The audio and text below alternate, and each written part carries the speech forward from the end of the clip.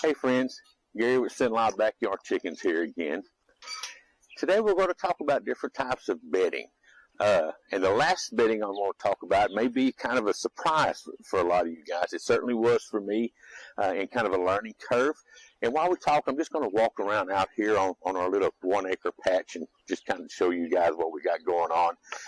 Over here, the grow out pen you see with the youngest chicks that we have. In here we've got a white crested black Polish, lavender Orpington, a green queen, a Lisa Steele cookies and cream chicken, which is a hybrid, and the white one you see down there, that is a white Plymouth Rock. Even have a little cockerel in there, a brown leghorn. We're going to see how well he does, and hopefully he's going to do pretty well. And be a good member over here. And you see the girls and the garden right here. And I just thought that might make a pretty good backdrop while we were talking about all of this today. Obviously, the most popular type of bedding material out there is pine shavings. I really like pine shavings. I have used them forever. You know, it just seems to be very, very popular.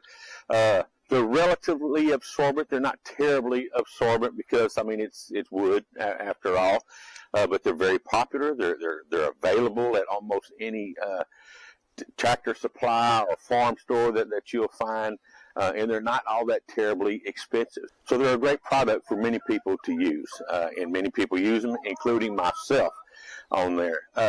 Hemp is growing a lot in popularity. Let's turn around and take a look at what I'm looking at right now while we're talking about all this. Hemp growing in popularity can be a little expensive, but it is a very absorbent material, and it works quite well. People are really enjoying using it. But again, if cost is a factor for you, hemp may not be the ideal thing for you to use. Straw is cheap. And usually it can be readily available as well. I'm not a big fan of straw because it's a great place for mice to have their own nest. You can see Midnight right there. She is going inside. I guess it's going to be time for her to lay us an egg this morning, so that's really a good thing to do. And once straw gets wet, it really doesn't release moisture all that well, meaning it doesn't dry out as you would want it to, and it tends to mold as it does. So you have to be really careful when you're using straw. Sand, another very popular one out there.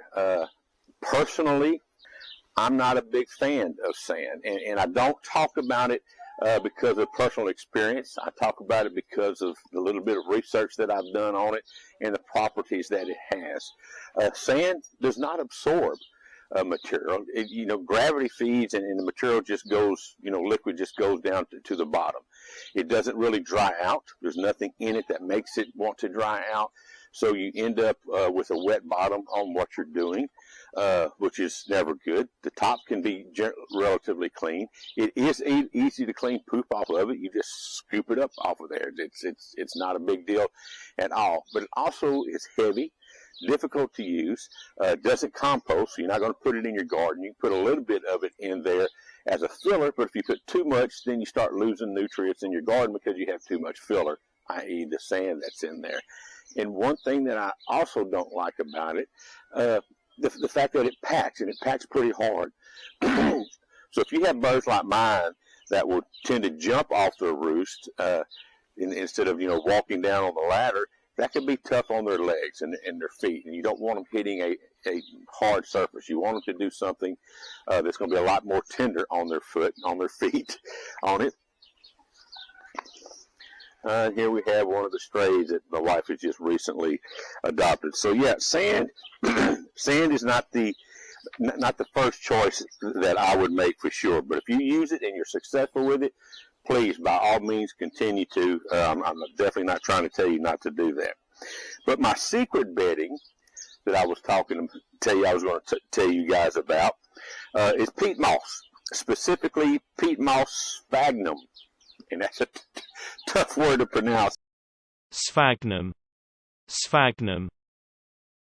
And I was listening to the Poultry Nerds podcast, the April 2024 edition, and they had Jeff Maddox on there speaking. And if you don't know who Mr. Maddox is, he's considered to be the premier pasture poultry nutritionist that's out there today. He's an active educator and consultant and advocate for pastured poultry. He's given freely of his knowledge over the last 20 years, and thousands of farmers and millions of other birds have been positively impacted by Jeff. The sphagnum mosses have medicinal properties and have been used to dress wounds since the Bronze Age.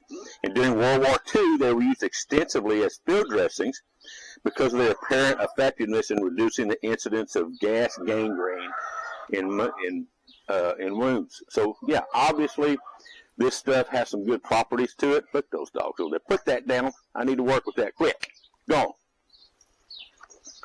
And so that's definitely a plus. He discovered the benefits of peat moss years ago as a bedding to keep down ammonia odors. According to him, humans can detect ammonia at around 25 parts per million, but at 10 parts per million, the ammonia begins to have negative effects on the chicken's respiratory system. Thus, ammonia begins its damage on our birds before you and I can even detect it. Mr. Maddox goes on to say that peat moss can absorb the ammonia odor as well as moisture from chicken droppings much better than wood shavings or other popular bedding materials. And while it is up front more expensive than pine shavings, will last considerably longer, making it cheaper in the long run. I'll let you know if my results kind of reflect that. Just kind of make sure that you still know I've always have been, and I'm still a fan of pine shavings. At my local Tractor Supply, a bale of pine shavings is about half the price as a bale of peat moss. So, as an experience with both chicks and chickens, I've changed the bedding in my brooder, grow-out pen, and the hen house to peat moss. Where you headed there, girl? She's going in there and lay some eggs, hopefully, this morning. I generally clean the poop out of the hen house every 2 or 3 days, which was usually about the time I started to detect some ammonia. The brooder, which has about 8 square feet of space and 8 hungry chicks in it, never developed an odor in the 2 weeks the peat moss was in it. I had pine shavings the first week that it was in there, and after a week, they definitely needed to be cleaned out in there.